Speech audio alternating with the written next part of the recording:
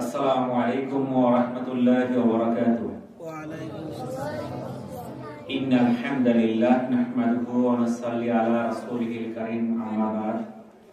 আল্লাহ পাকের নিকট লাখো কোটি শুকরিয়া, মহান আল্লাহ তাআলা আমাদেরকে লাইলাতুল নিসফে মিন শাবান এশার ফরজ নামাজ আদায়ের পর দুনিয়ার মধ্যে উৎকৃষ্ট স্থান মসজিদে কিছু আলোচনা করা এবং শোনার মতো তৌফিক দান করেছেন।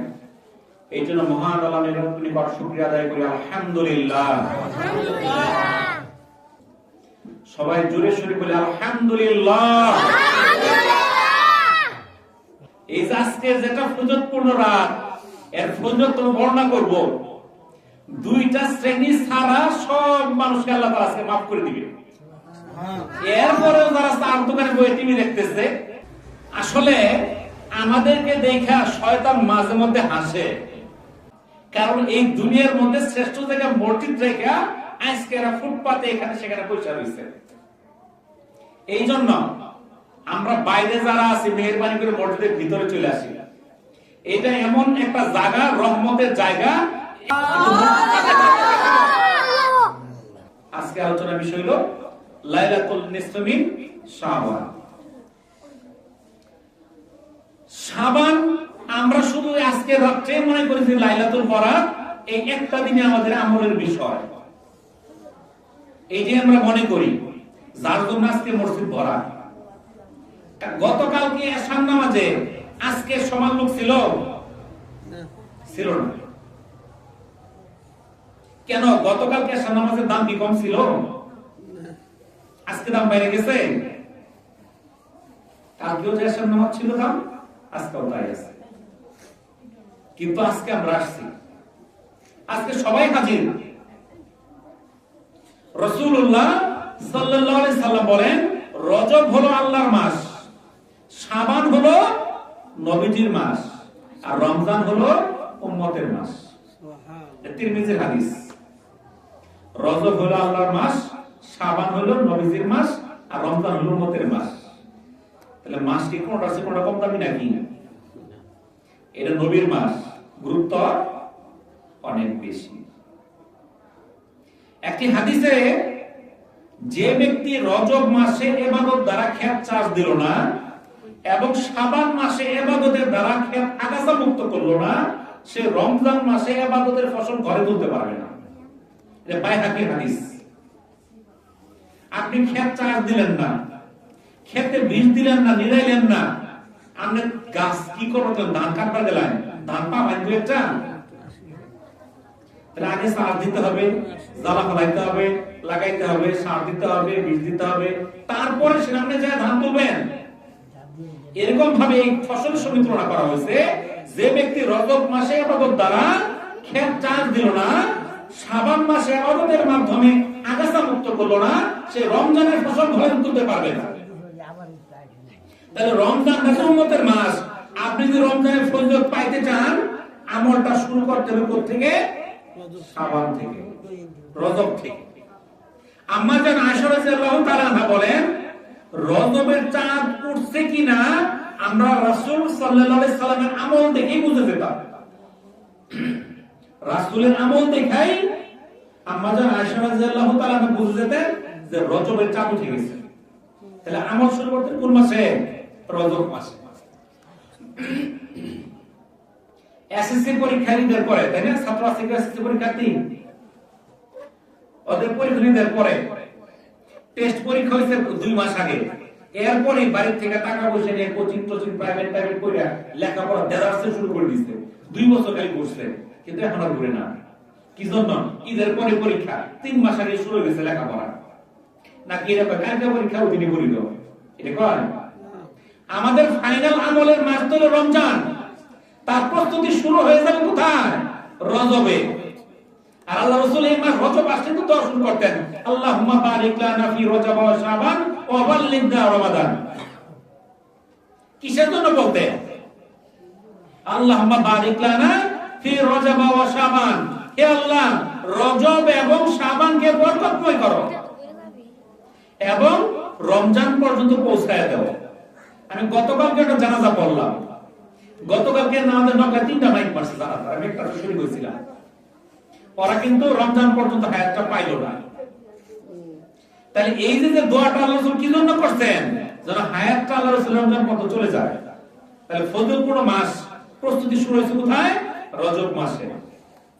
আম্মা জান আয়েশা রাদিয়াল্লাহু তাআলা আনহা বলেন, আমি রাসূলুল্লাহ সাল্লাল্লাহু আলাইহি সাল্লামকে রমজান ছাড়া অন্য কোন মাসে পূর্ণ মাস রোজা রাখতে দেখিনি, আর আমি তাকে রমজান ছাড়া শাবান মাস অপেক্ষা অধিক রোজা রাখতে আর দেখিনি।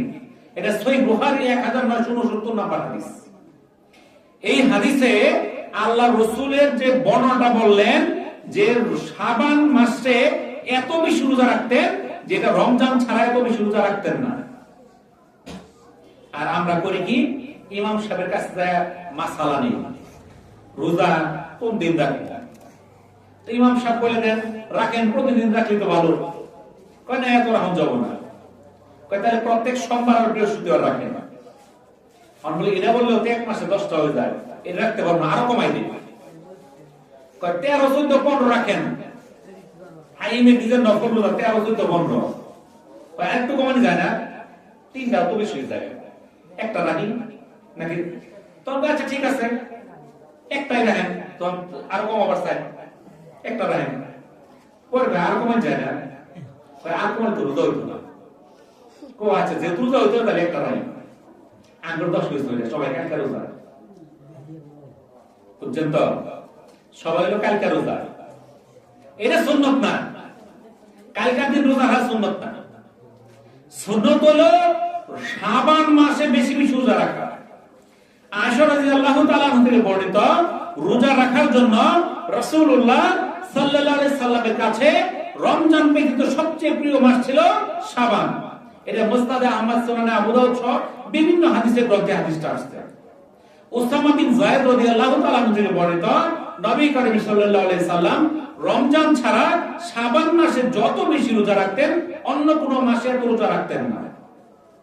উম্মে সালামা রাদিয়াল্লাহু তাআলা আনহা থেকে বর্ণিত, তিনি বলেন, আমি রাসূলুল্লাহ সাল্লাল্লাহু আলাইহি সাল্লামকে শাবান ও রমজান মাস ছাড়া অন্য কোন মাসে একাধারে রোজা রাখতে দেখিনি। এটা সুনানে আবু দাউদের 2336 নম্বর হাদিস। যেখানে আল্লাহ রাসূল সারা মাস রোজা রাখছেন, আমরা একটা রাখতেও ভয় পাই। বুঝতে পারছেন তো? আজকে কয়জন রোজা রাখছেন হাত তুলে তো দেখি, আছেন কেউ আজকে? নাই। 13, 14, 15 দুদিন গেছে গা, একটা আছে। বুঝছেন তো কি পরিমাণ গাফেল আমরা হইছি বলেন আপনি? যেই মাসে আল্লাহ রাসূল সবচেয়ে বেশি রোজা আছে রমজান ছাড়া, ওই মাসে আমরা একটা রোজা রাখা আমাদের সামর্থ্য হয় না। এত বড় গাফেল আমরা, চিন্তা করে দেখেন। নবীজি সাল্লাল্লাহু আলাইহি সাল্লাম বলেন, শাবান হলো রজব এবং রমজানের মধ্যবর্তী মাস। এই মাস সম্পর্কে মানুষ গাফেল থাকে। শাবান হলো এমন মাস যে মাসে রব্বুল আলামিনের কাছে বান্দার আমল আল্লাহর কাছে পেশ করা হয়। আমি চাই রোজাদার অবস্থায় আমার আমল আল্লাহর দরবারে পেশ হোক। এটা মুসনাদে আহমদ এবং সুনানে নাসাইর হাদিস। তাহলে এই শাবান মাসে বাৎসরিক আমলটা আল্লাহর কাছে পেশ করা হয়। আল্লাহ রাসূল চান যে বান্দার আমলটা রোজা অবস্থায় যাক। রাসূলুল্লাহ সাল্লাল্লাহু আলাইহি সাল্লাম রজব এবং শাবান মাস ব্যাপী দোয়া পড়তেন বেশি বেশি। যেই দোয়াটা বেশি পাঠ করতেন সেটা হলো আল্লাহুম্মা বারিক লানা ফি রজব ওয়া শাবান ওয়া বাল্লিগনা রমাদান। আমরা কি বেশি বেশি পড়ছি কিনা চিন্তা করে দেখুন তো। সারা বছরে সোমবার আর বৃহস্পতিবার রোজা রাখা সুন্নাত।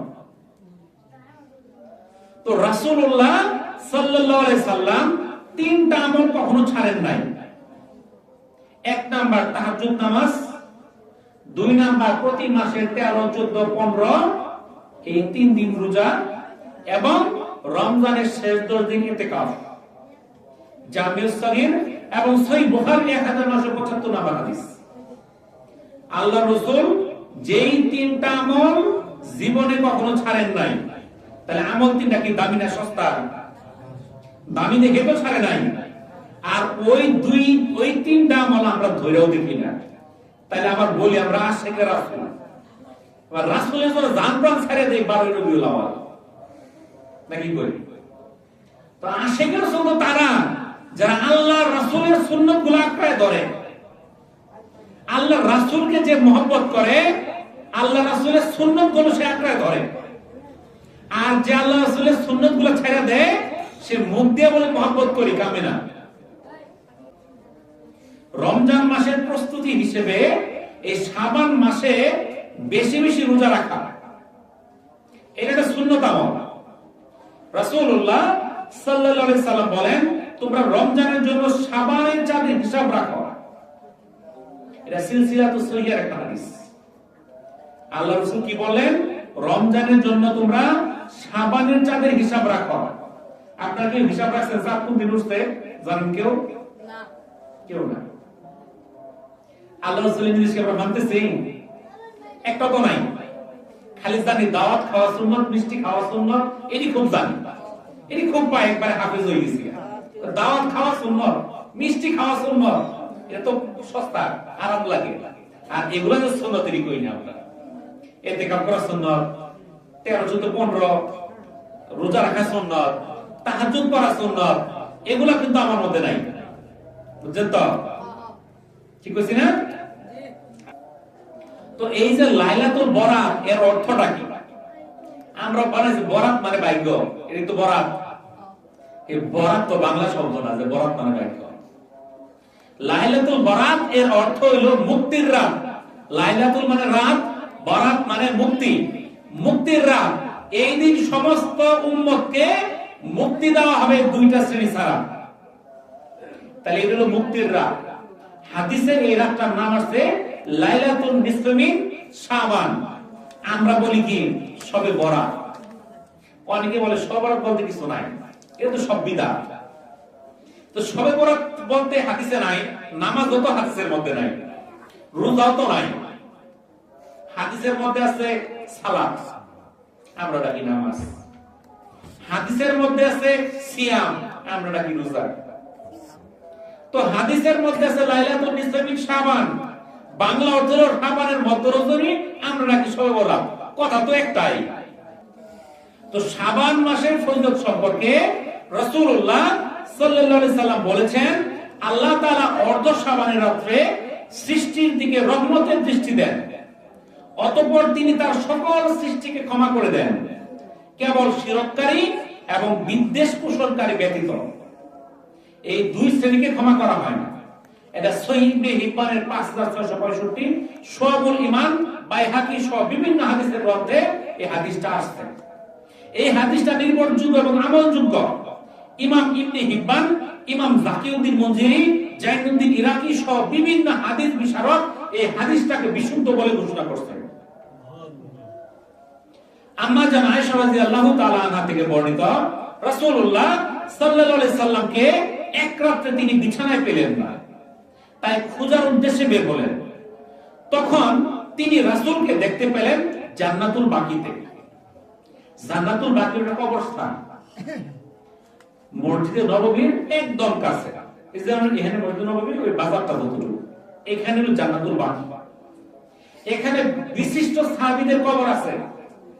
আম্মা জান আয়েশা রাদিয়াল্লাহু তাআলা আনহার কবর, রাসূলের পুত্র ইব্রাহিম রাদিয়াল্লাহু তাআলা আনহুর কবর, বিভিন্ন শত শত হাজার হাজার সাহাবীর কবর আছে। সেখানে রাসূলের কন্যার কবর আছে। সেই জান্নাতুল বাকিতে গেছে। সেখানে আম্মা জান আয়েশা রাদিয়াল্লাহু তাআলা আনহাকে দেখে বলে উঠলেন, তুমি কি এই আশঙ্কা করছো যে আল্লাহ এবং তার রাসূল তোমার প্রতি অবিচার করবেন? আমি বললাম, হে আল্লাহর রাসূল, আমি ধারণা করছিলাম আপনি আপনার অন্য কোন স্ত্রীর ঘরে তাশরীফ এনেছেন। রাসূলুল্লাহ সাল্লাল্লাহু আলাইহি সাল্লাম বললেন, শাবানের 15 তারিখ রাতে আল্লাহ তাআলা দুনিয়ার আসমানে অবতরণ করেন এবং বনু কাজ গোত্রের ভেড়ার পশমের চেয়েও অধিক সংখ্যক লোককে মাফ করেন। এটা তিরমিজির প্রথম খণ্ডে 156 নম্বর। তাহলে শাবানের 15 তারিখ রাতে আল্লাহ তাআলা প্রথম আসমানে আসেন, আর বনু কাজ একটা গোত্র যারা ভেড়া পালতো, ভেড়া দুম্বা, এই ভেড়াগুলোর শরীরে যে পরিমাণ লোম ছিল তার চেয়ে বেশি মানুষকে আল্লাহ তাআলা মাফ করেন। জোরে বলি সুবহানাল্লাহ। হযরত আলা ইবনে হারিস রাদিয়াল্লাহু তাআলা হযরত আলা ইবনে হারিস রাহিমাহুল্লাহ থেকে বর্ণিত, আম্মা জান আয়েশা রাদিয়াল্লাহু তাআলা আনহা বলেন, একবার রাসূলুল্লাহ সাল্লাল্লাহু আলাইহি সাল্লাম নামাজে দাঁড়ান এবং এত দীর্ঘ সিজদা করেন যে আমার ধারণা হয় তিনি হয়তো মৃত্যুবরণ করেছেন। আমি তখন উঠে তার বৃদ্ধাঙ্গুলি নাড়া দিলাম, তখন তার বৃদ্ধাঙ্গুলি নড়ল। তখন যখন তিনি সিজদা থেকে উঠলেন এবং নামাজ শেষ করলেন, তিনি আমাকে লক্ষ্য করে বললেন, হে আয়েশা বা হে হুমায়রা, তোমার কি এই আশঙ্কা হয়েছে যে আল্লাহ তাআলা তোমার হক নষ্ট করবেন? আমি বললাম, তা নয় ইয়া রাসূলুল্লাহ, আপনার সিজদা দীর্ঘ দেখে আমার আশঙ্কা হয়েছিল আপনি মৃত্যুবরণ করেছেন কিনা। নবী করিম সাল্লাল্লাহু আলাইহি সাল্লাম জিজ্ঞাসা করলেন, তুমি কি জানো এটা কোন রাত? আমি বললাম, আল্লাহ তার রাসূল ভালো জানেন। রাসূলুল্লাহ সাল্লাল্লাহু আলাইহি সাল্লাম বলেন, এটা হলো অর্ধ শাবানের রাত, লাইলাতুল নিসফ মিন শাবান। আল্লাহ তাআলা অর্ধ শাবানে তার বান্দাদের প্রতি নজর দেন এবং ক্ষমা প্রার্থনাকারীদের ক্ষমা করেন এবং অনুগ্রহ প্রার্থীদের প্রতি অনুগ্রহ করেন, আর বিদ্বেষ পোষণকারীদের ছেড়ে দেন তাদের অবস্থা। এটা বাইহাকীর হাদিস। হযরত আবু মুসা আশআরী রাদিয়াল্লাহু তাআলা আনহু থেকে বর্ণিত, রাসূলুল্লাহ সাল্লাল্লাহু আলাইহি সাল্লাম বলেন, আল্লাহ মধ্য শাবানের রাতে আত্মপ্রকাশ করেন এবং মুশরিক এবং হিংসুক ব্যতীত তার সৃষ্টির সবাইকে ক্ষমা করেন। এটি ইবনে মাজাহ হাদিস। কিন্তু এই রাত্রিতে আমরা অনেকেই কিছু অপকর্মে জড়ায় পড়ি। অনেক মানুষ আছে এই রাত্রিতে কি করে, বিভিন্ন কবরস্থানে মোমবাতি জ্বালায়, গোরস্থানে মোমবাতি জ্বালায়, আতশবাজি করে, মাজারে মোমবাতি জ্বালায়, আতশবাজি করে, লাইট জ্বালায়, আলোকসজ্জা করে, বিরিয়ানি পোলাও করে, হালুয়া রুটি করে। এগুলো কোনো সুন্নতের আমল না। হালুয়া রুটি করছেন না আপনারা? কেউ করছেন? আবু আব্দুর রহমান আব্দুল ইবনে মাসউদ রাদিয়াল্লাহু তাআলা আনহু বলেন, রাসূলুল্লাহ সাল্লাল্লাহু আলাইহি সাল্লাম যিনি সত্যায়িত সত্যবাদী ছিলেন, তিনি আমাদের বলেছেন, নিশ্চয়ই তোমাদের প্রত্যেক মানুষের সৃষ্টি তার মায়ের পেটে 40 দিন শুক্ররূপে জমা হওয়ার মধ্য দিয়ে, তারপর 40 দিন হয় রক্ত জমাট বাঁধা পিণ্ডে, তারপর 40 দিন মাংসপিণ্ডে পরিণত হয়, অতঃপর তার কাছে রূহ ফুঁকে দেওয়া হয়, তারপর ফেরেশতা তার ভিতরে রূহ ফুঁকে দিয়ে 4টি বিষয় লিখে দেওয়া হয়। 1 নাম্বার জীবিকা, 2 নাম্বার বয়স, 3 নাম্বার আমল, 4 নাম্বার তার সৌভাগ্য দুর্ভাগ্য। এটা সহিহ বুখারী 3208 নাম্বার হাদিস।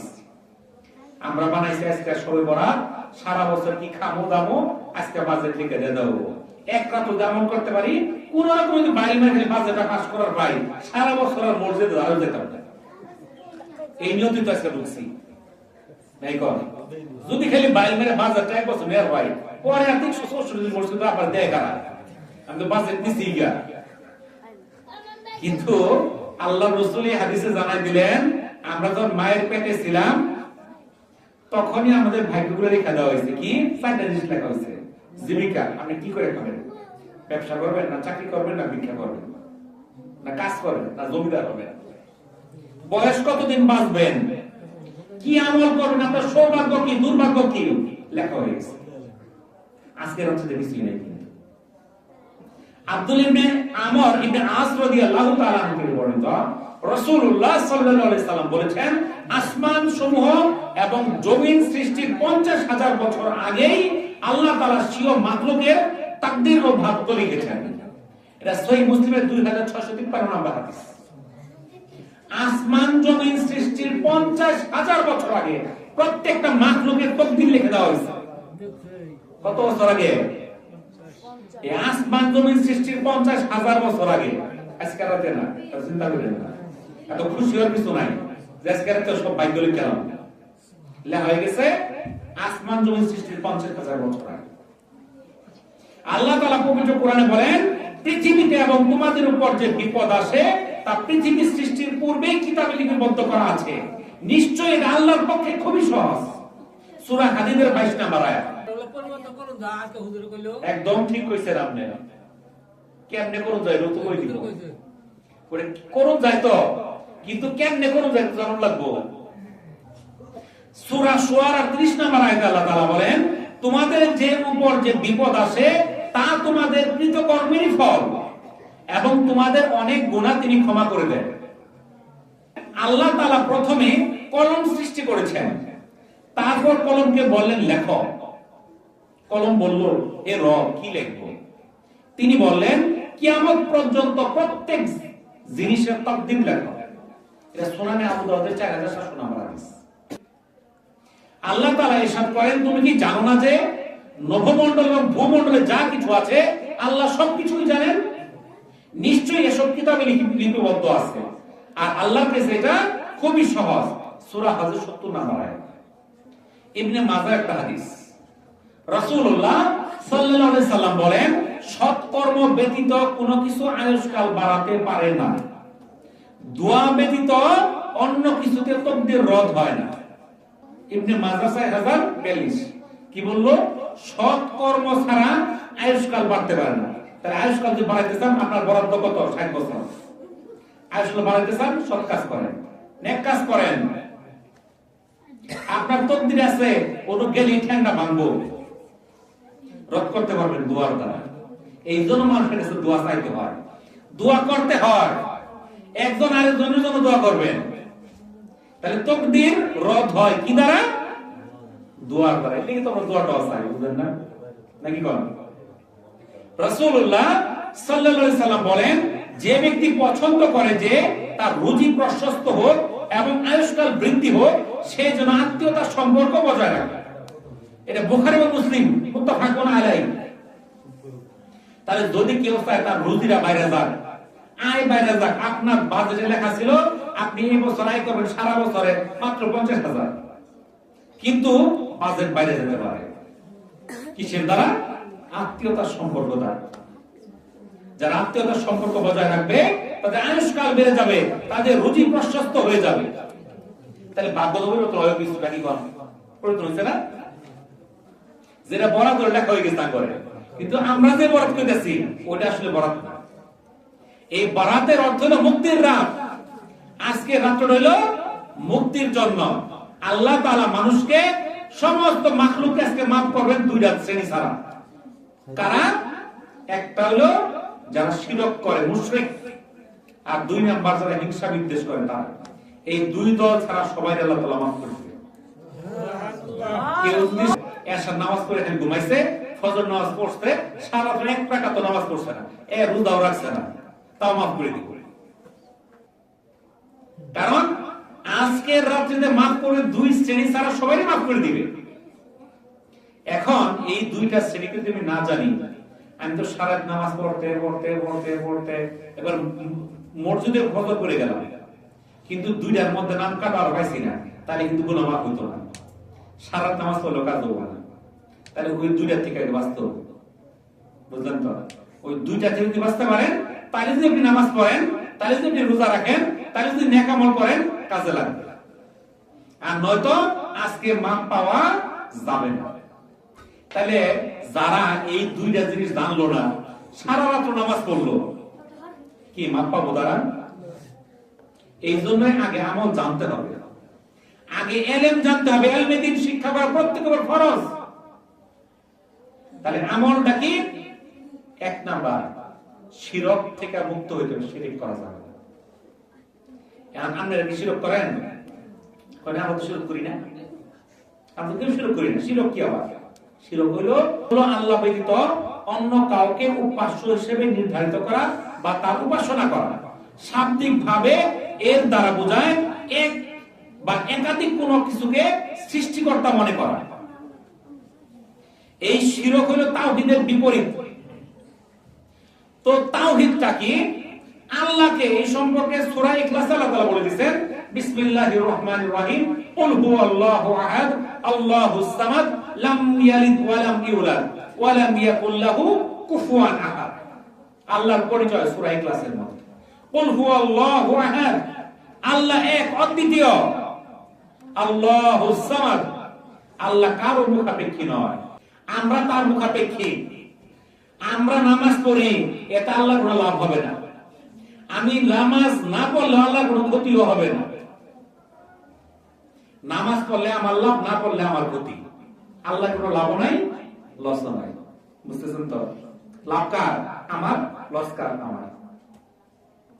তাহলে কুল হুয়াল্লাহু আহাদ, তিনি আল্লাহ এক অদ্বিতীয়, আল্লাহুস সামাদ, তিনি মুখাপেক্ষী নন, লাম ইয়ালিদ ওয়া লাম ইউলাদ, তার কোনো সন্তান নেই এবং তিনিও কারো সন্তান নন। ওয়া লাম ইয়াকুল লাহু কুফুয়ান আহাদ, তার সমতুল্য কেউ নেই। তাহলে আল্লাহর সমতুল্য কেউ নাই, এটা আমরা স্বীকার করলাম কোথায়? সূরা ইখলাস। কিন্তু এর উল্টা কাজ করি আমরা, শিরক করি। শিরক আল্লাহর সঙ্গে কারো অংশীদার করা। শিরক হলো তিন প্রকার। কয় প্রকার? তিন প্রকার। এক হলো আল্লাহর সত্তার সাথে শিরক করা। আল্লাহ এক, এর সঙ্গে আরো কেউ আছে, এরকম মনে করা। খ্রিস্টানরা মনে করে আল্লাহর পুত্র ঈসা, বলেন নাউজুবিল্লাহ। কেউ শিরক করে ইবাদতের মাধ্যমে, আল্লাহ ব্যতীত অন্য কারো ইবাদত করে। তিন নাম্বার, আল্লাহর গুণাবলীতে শিরক করা। আল্লাহর যে গুণগুলো আছে, এই গুণগুলো মানুষের মধ্যে নিয়ে আসা। আল্লাহর 99টা নাম আছে, প্রত্যেকটা নামের একটা গুণ আছে, একটা কাজ আছে, ওইটা মানুষের মধ্যে নিয়ে যায়। এটা গুণাবলীতে শিরক। এটা আল্লাহ সত্তার সাথে শিরক, আল্লাহর ইবাদতে শিরক, গুণাবলীতে শিরক। আর শিরকগুলা কেমনে হয়? যদি আমরা করি তখন আমাদের শুনলে মন খারাপ হয়ে যাবে। মন খারাপ করবে? আমি তো হাদিস পড়ে কথা বলবো, তো আমার মনের কথা বলতেছি না, আমি মন মতো কথা বলতেছি। যদি মন খারাপ হয়, করা কিছু নাই, বুঝলেন তো? এটা আমার মানতে হবে, এটা হাদিসের কথা।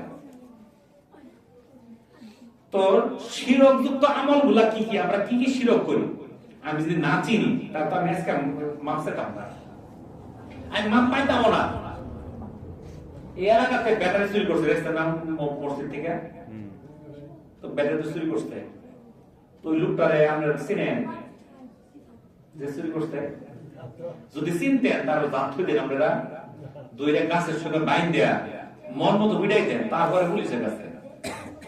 কিন্তু পিড়ান না কে লিগা? চিনেন না, লিগেই তো। যদি চিনতেন তাহলে কিন্তু সে বাস্তব রইলে। তো এই যে শেরেক গুলো তো আমরা চিনি না, না চিনি আমরা এই করতেছি, মনে করি এটা তো বালা কাম, তাহলে এগুলো চিনতে হবো না। তাহলে চুলগুলো চিনতে না। এক নম্বর, আল্লাহর সাথে কাউকে উপাস্য স্থির করা, আল্লাহর সঙ্গে অন্য কাউকে উপাস্য মানা। সূরা বনী ইসরাঈলের 39 নম্বর আয়াতে আল্লাহ তাআলা বলেন, আল্লাহর সাথে অন্য কাউকে উপাস্য স্থির করো না, তাহলে নিন্দিত এবং আল্লাহর অনুগ্রহ থেকে বিতাড়িত অবস্থায় জাহান্নামে নিক্ষিপ্ত হবে। তাই এই আয়াত থেকে বোঝা যায় ওলি, আউলিয়া, পীর, গাউস, কুতুব, এদেরকে ইবাদত করা যাবে না। ইবাদত কার করতে হবে? আল্লাহ। অন্য কোন পীর পয়গম্বরের ইবাদত করা যাবে না। যদি কেউ ইবাদত করে সে শিরক করলো। আল্লাহ সব গুনাহ মাফ করবে, শিরক গুনাহ মাফ হবে না। দুই নাম্বার, মৃত ব্যক্তির কাছে কোনো কিছু চাওয়া, এটাও শিরক করা। এটা বড় শিরক। কোন মুমিন এই কাজ করতে পারে না। আল্লাহ তাআলা বলেন, হে নবী, আপনি বলে দিন, তোমরা কি আল্লাহ ব্যতীত এমন বস্তুর ইবাদত করো যে তোমাদের উপকারও করতে পারে না, অপকারও করার ক্ষমতা রাখে না, অথচ আল্লাহ সবই শুনেন ও জানেন। সূরা মাইদার ৭৬ নম্বর আয়াত। দেখেন কোরআন খুলে, আমরা তো কোরআন পড়ি না, খুলবো কোন সময়। আল্লাহ বলেছেন, তোমরা তো এমন ব্যক্তির উপাসনা করো যে নিজে কিছু করার ক্ষমতা রাখে না, ভালো করতে পারে না, মন্দও করতে পারে না। তার তো কোনো কিছু করার ক্ষমতা, যে মারা গেছে তার কিসের ক্ষমতা? তার কাছে যে মানুষ চায়, তার ইবাদত করে, তার সিজদা করে, আছে নাকি নাই? ওটা কিন্তু মুসলমান না। আল্লাহর নবী সাল্লাল্লাহু আলাইহি সাল্লাম নিজেই নিজের উপকার করার সামর্থ্য রাখতেন না। আল্লাহ রাসূল নিজেও নিজের উপকার করতে পারতেন না। এটা কে বলছে? আল্লাহ। কোথায়?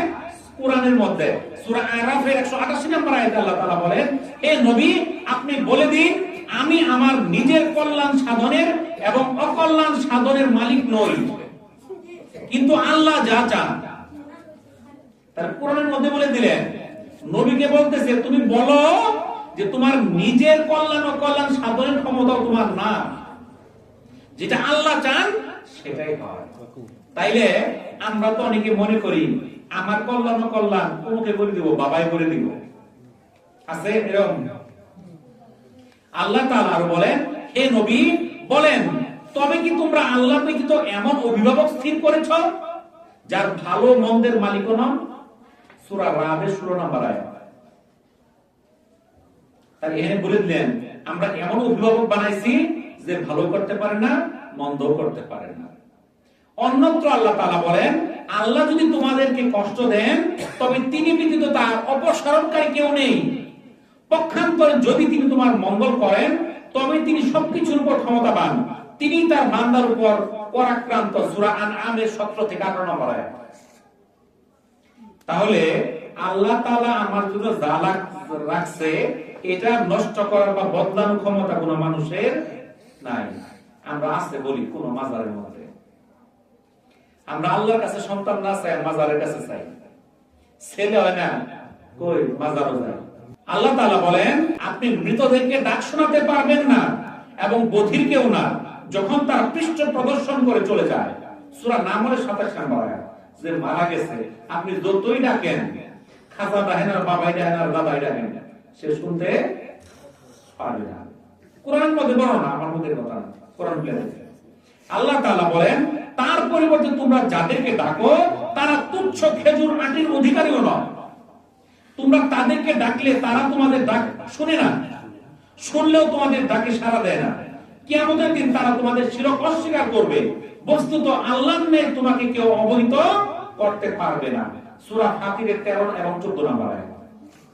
আমরা যাদেরকে নিয়ে শিরক করতেছি ওরাই কিয়ামতের দিন অস্বীকার করবে। মৃত ব্যক্তির নিকট কিছু চাওয়া এটা শিরক গুনাহ।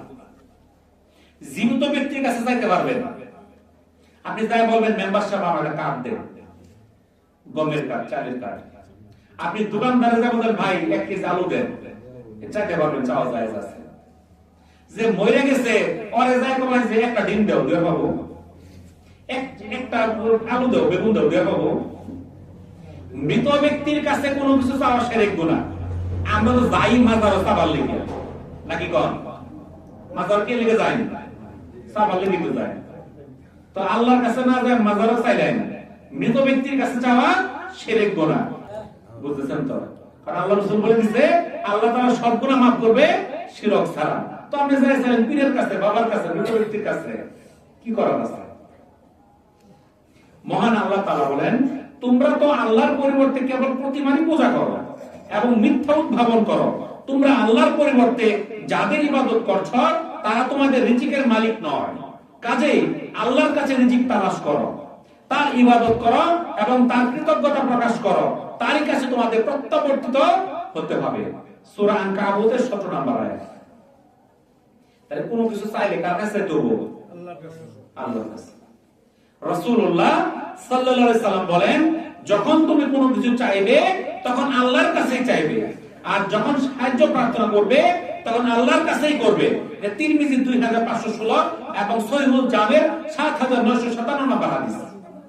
তো আল্লাহ রাসূল তো বলতে পারতো, কোনো কিছু দরকার লাগলে আমার কাছে চাইও, বলতে পারতো না? আল্লাহ রাসূল কি কইছে আমার কাছে চাইও? কার কাছে চাইতে বলছে? আল্লাহর কাছে। তাহলে স্বয়ং আল্লাহর নবী, যিনি সারা বিশ্বের মধ্যে এমন ব্যক্তি যার তুলনা করা যাবে না। আশরাফুল মাখলুকাত তো আমরা সবাই, কিন্তু আশরাফুল মাখলুকাতের মধ্যে উনি এমন নবী, উনি শুধু আমাদের নবী না, নবীদের নবী, রাসূলদের নবী, বিশ্ব ব্রহ্মাণ্ডের নবী, মানুষের নবী, জিনেরও নবী। তাহলে তার কাছে কোনো কিছু চাওয়া যাবে না, রাসূলের কাছে কোনো কিছু চাওয়া যাবে না যে আল্লাহ রাসূল আমার এটা দাও, আমার ছেলে সন্তান দাও, আমার মেয়ে সন্তান দাও, তাহলে আপনি শিরক করেন, জাহান্নামে যেতে হবে। রাসূলের কাছে চাওয়া যাবে না যে রাসূল আমাকে পুত্র সন্তান দেন, আমাকে কন্যা সন্তান দেন, এটা চাওয়া যাবে না। যে চাবে সে শিরক গুনাহ করলো, তার ঠিকানা জাহান্নাম বেছে নিল। আর আমরা যাই বাবার কাছে, অনেকে নাম রাখে গাউসুল আজম, রাখে গাউসুল আজম মাজভান্ডারি, গাউসুল আজম আব্দুল কাদের জিলানী। এই যে ডাকলো মানুষ শিরক আর জাহান্নামটা খুঁজে নিল। গাউসুল আজম অর্থ হইল সবচেয়ে বড় সাহায্যকারী। সবচেয়ে বড় সাহায্যকারী কারা? আল্লাহ। তাহলে আল্লাহর সাহায্যকারী না বানায়া আমি বাবারে বানালাম সাহায্যকারী। ওই তো মরে গেছে, ওরই সাহায্য করে কারা? ওই কোন থেকে আমরা সাহায্য করবো পদ্ধতি কি? আল্লাহ ব্যতীত অন্য কারণ আমি মান্যত করা, এটা শিরক গুনাহ, শিরক। আল্লাহর নাম ছাড়া কারণ আমি মান্যত করে, আমরা করি বাবার নামে, পীরের নামে, মাজার নামে, খাসি গরু বড় মুরুখটা দিয়ে তুই মান্যত করি, বড় ছাগলটা মান্যত করি, গরুটা মান্যত করি। এর মানে দুধকটা কিনলেন টাকা দিয়ে, ওই মুরুখটা কিনে খাইলে তো পেটটা ভরতো, গরুটা দিলেন, মুরগিটা দিলেন, মানে দুধকটা টাকা দিয়ে কিনলেন। গায়রুল্লাহর নামে মানত করা এটা হারাম। আম্মা জান আয়েশা রাদিয়াল্লাহু তাআলা আনহা থেকে বর্ণিত, রাসূলুল্লাহ সাল্লাল্লাহু আলাইহি সাল্লাম ইরশাদ করেছেন, যে ব্যক্তি আল্লাহর আনুগত্যের কাজে মানত করে সে যেন তা পুরা করে, আর যে ব্যক্তি আল্লাহর নাফরমানির কাজে মানত করে সে যেন তার নাফরমানি না করে, অর্থাৎ মানত পূরণ না করে। এটা বুখারী 6696 নম্বর হাদিস। মানছে কি পোলা হইলে মানলাম, মাজার অমুক বাবার নামে খাসি মানলাম, মানছেন ভালো কথা, আর পূরণ করা দরকার নাই। কারণ মাইন্ডে গুনাহ করছেন, ওটা জবাই করে আরেক গুনাহ করে নিয়েছে, তওবা করে আয় করে নেন। তাহলে মান্যত একমাত্র কার জন্য হবে? আল্লাহর জন্য হবে, কোন ব্যক্তির নামে হবে না। এটা আমাদের মনে রাখতে হবে।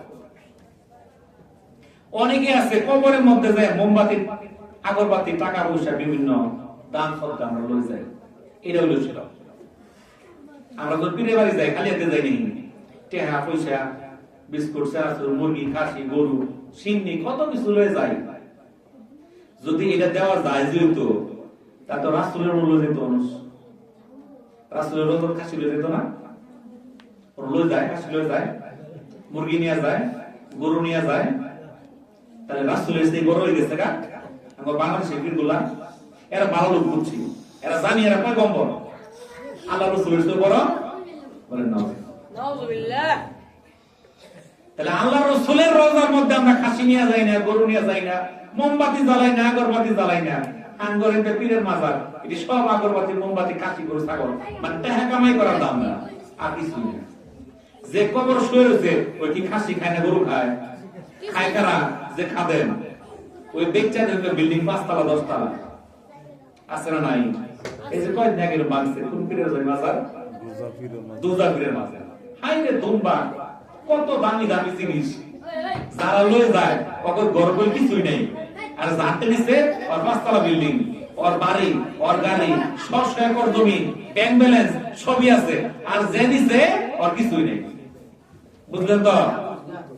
তার লাভ কার? যে কবর রয়েছে, কবরই রয়েছে, ওই তো খাওয়া পাইছে না, খাইতেছে ওর দিয়া সব দেখতাছুন, বুঝতাছুন, কিন্তু দিয়া আবার আমরা রেখে দিতাছুন। এই কর্মকাণ্ডে দেখে শয়তানেও হাসে। বুঝতেছেন কিছু? তাহলে এগুলো হলো শিরক গুনাহ। বুঝতে পারলেন তো? এগুলো করা যাবে না।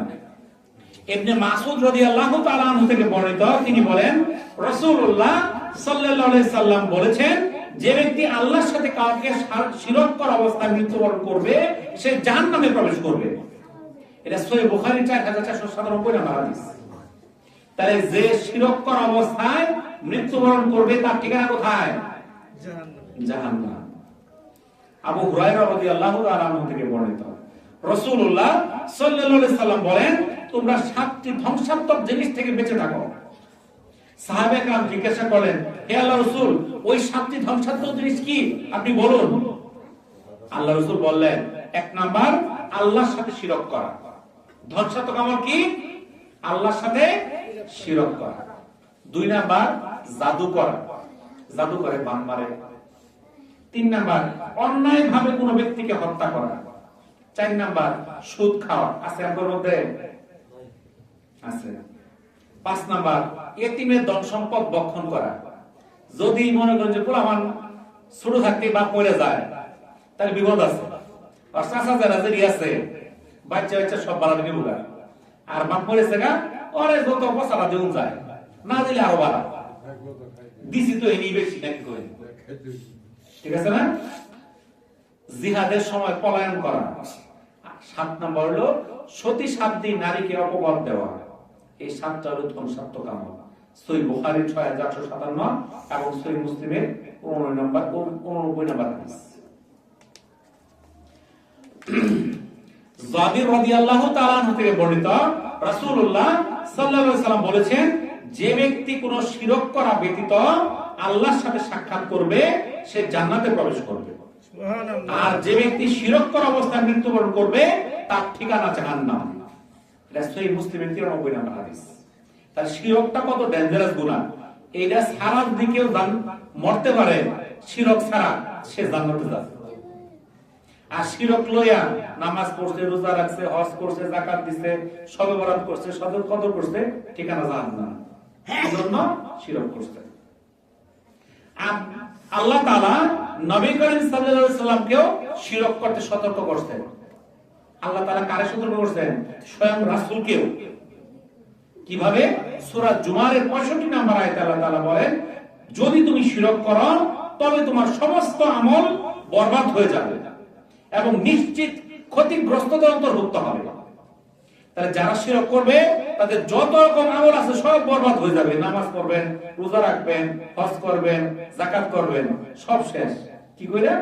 ওই মাজারও মানছেন, যে মোমবাতি আগরবাতি দিবেন, দাহেন বাবারে, আলীরে, মাইজ ভান্ডারে, গাউসুল আজম, শেষ, সব আমল শেষ। তাহলে এই যে শিরকগুলা, গায়রুল্লাহকে সিজদা করা, গায়রুল্লাহ মানে আল্লাহ ছাড়া অন্য কাউকে সিজদা করা। আমাদের মতো অনেকেই আছে দেখবেন কবরের মধ্যে ওর লেখা কবরে সিজদা করা নিষেধ আছে মাজার, কিন্তু সিজদা করতেছে। দেখছেন আপনারা কেউ? দেখছেন?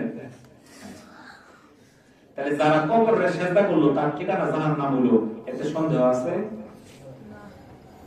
না করে ঠিক আছে, তাহলে সন্দেহ নাই, কবরে যে সিজদা করবে তার ঠিকানা জাহান্নাম করে নিল। আমাদের মতো অনেকে যায় করে। 2 নাম্বার, গায়রুল্লাহর কাছে আশ্রয় চাওয়া, পানাহ চাওয়া। বিপদে বললে বাবার ডাকে, ইয়া খাজা, গাউসুল আজম, মাইজ ভান্ডারী, এইটা ওটা ডাকে। যদি বিপদে পড়ে কোনো মানুষ আল্লাহ ছাড়া কাউকে ডাকে, এমনকি রাসূলকেও ডাকে, তার ঠিকানা জাহান্নাম করে দিল। 3 নাম্বার, গায়রুল্লাহর নামে জপ করা, জিকির করা, ইয়া খাজা, ইয়া আলী, এগুলো জিকির করে। এই জিকির যারা করবে এরাও শিরক করবে। কার? গায়রুল্লাহর নামে। গায়রুল্লাহকে কোনো কিছু এমন ক্ষমতাধর মনে করা যা আল্লাহর ক্ষমতা আছে, এরকম ক্ষমতা ওই ব্যক্তির আছে, এরকম যদি কেউ মনে করে সেটাও শিরক। গায়রুল্লাহর নামে শপথ করা, শপথ করা যায় কার নামে? আল্লাহর নামে। কসম করা যায় কার নামে? আল্লাহর নামে।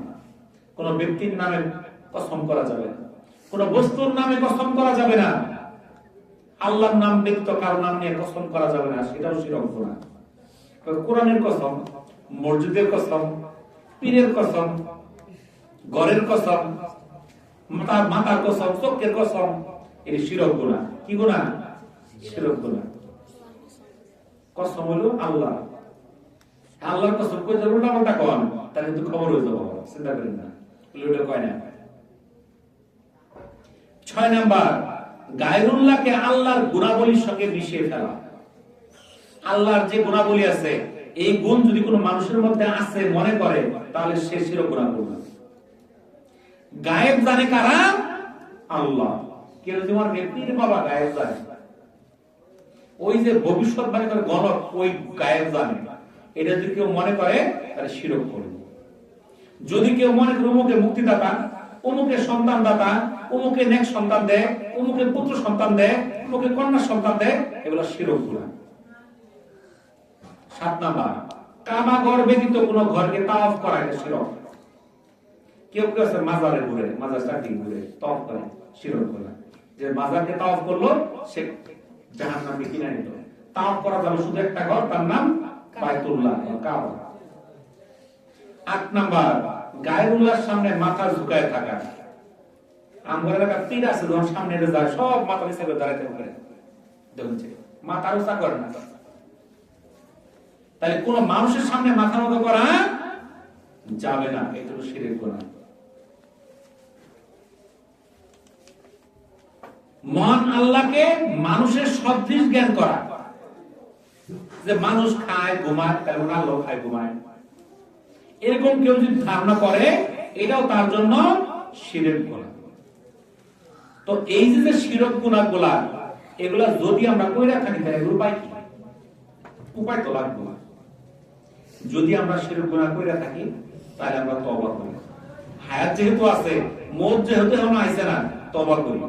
যা করছি জীবনে আর এই গুনাহ করতাম না, আর যা বাবার কাছে যা ছেলে সন্তান চাইতাম না, যা চাওয়ার দরকার আল্লাহর কাছে যাব, বুঝছেন তো? যা করা করছি তওবা করি আজকে রাত্রে, আর শিরক গুনাহ করতাম না। 2 নাম্বার, হিংসা বিদ্বেষ ছাড়তে হবে। এই দুইটা জিনিস থাকলে হিংসা ছাড়বেন, শিরক ছাড়বেন, আজকে রাত্রে আপনার গুনাহ মাফ হয়ে যাবে। আর হিংসায় তো আমার পেট ভরা, এই অবস্থা হয়ে গেছে। হিংসা করতে করতে আমার প্রতিবেশী আমার সাথে ভালো হয়ে যাবো, আমার ফুলা ওর ফুলার সাথে ভালো হয়ে যাবো, গা এটা হয়ে যাবো ওটা হয়ে যাবো, খালি হিংসা হিংসা হিংসা। একজনের সঙ্গে কোন দিন কথা হয়েছিল, এমন হিংসা হয়েছে, কোন দিনের টাইট করবো, খালি সুযোগটা পাইলে একবার সাইজ করে দিবেন। এই হলো হিংসা। যদি এই হিংসা প্যাকেটের মধ্যে ধরে রাখেন, সারা রাত নামাজ পড়লে কোনো ফায়দা হবে না। তো এই যে সবে বরাত, আজকে তো নামাজ পড়ে আমরা সারা রাত শেষ করলাম, ঠিক না? সারা নামাজ আর নামাজ। আসলে নামাজ তো আমার পড়ার দরকার ছিল সারাটা এই শাবান মাসের প্রত্যেকটা রাত্রে, কিন্তু প্রত্যেকটা তো পড়ি নাই। কি জন্য শুরু করছি? আমরা জিকির করি না? একটু করেন জিকির, লা ইলাহা ইল্লাল্লাহ, লা ইলাহা ইল্লাল্লাহ, লা ইলাহা ইল্লাল্লাহ।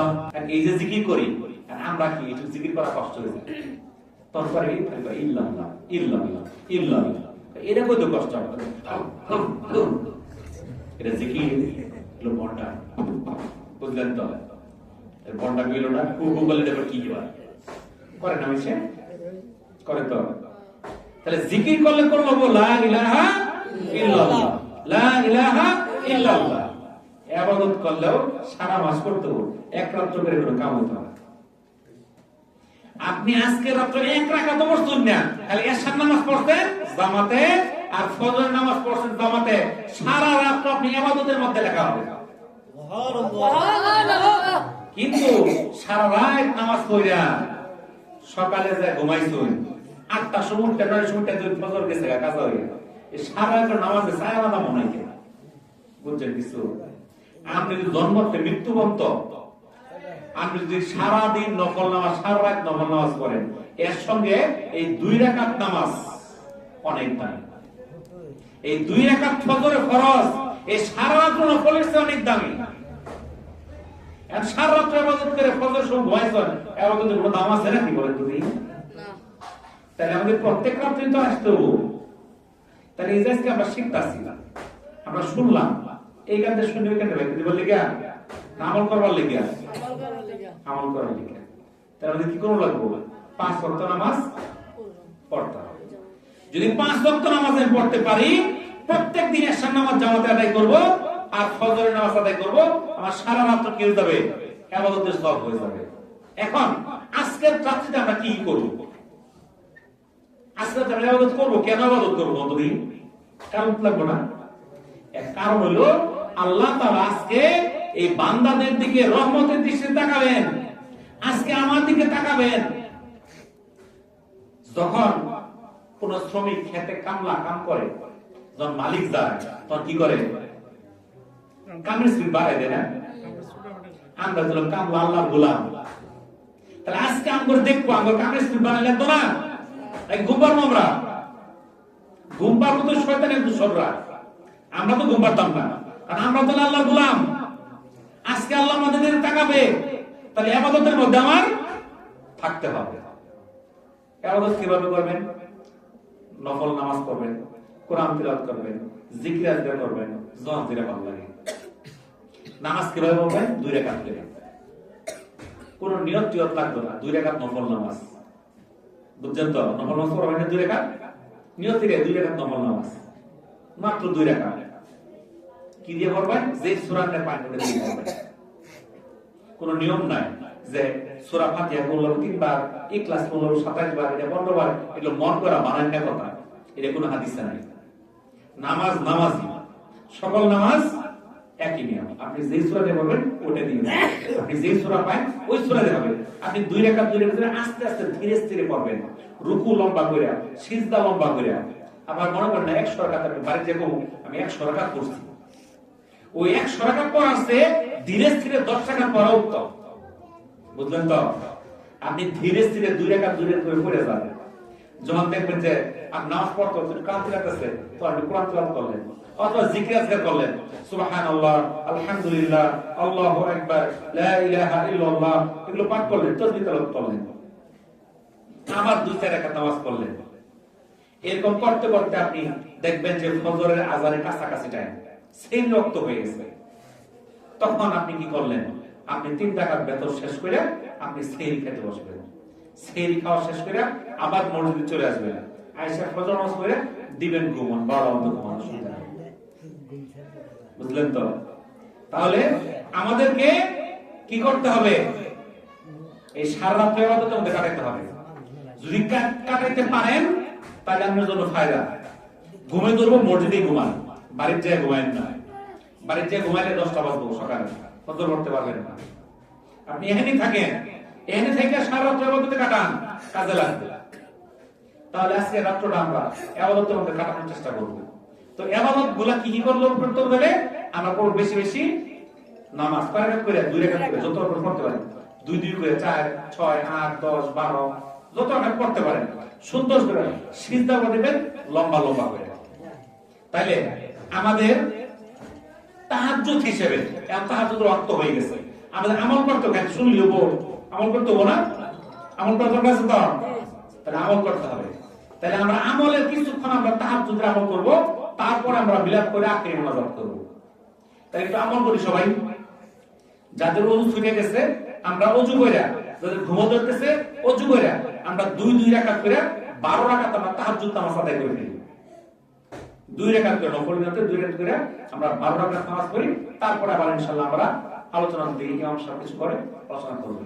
তো আমরা যে আলোচনা করলাম, আল্লাহ তাআলা আমাদেরকে আমল করার তৌফিক দান করুন। আমিন। যদি এর মধ্যে ভুলভ্রান্তি হয়ে থাকে মহান আল্লাহর কাছে ক্ষমা চাই, আল্লাহ তাআলা যেন আমাকে maaf করে দেন। সকলে আমিন। ওয়া আখিরু দাওয়ানা আলহামদুলিল্লাহি রাব্বিল আলামিন। আসসালামু আলাইকুম ওয়া রাহমাতুল্লাহি ওয়া বারাকাতুহু।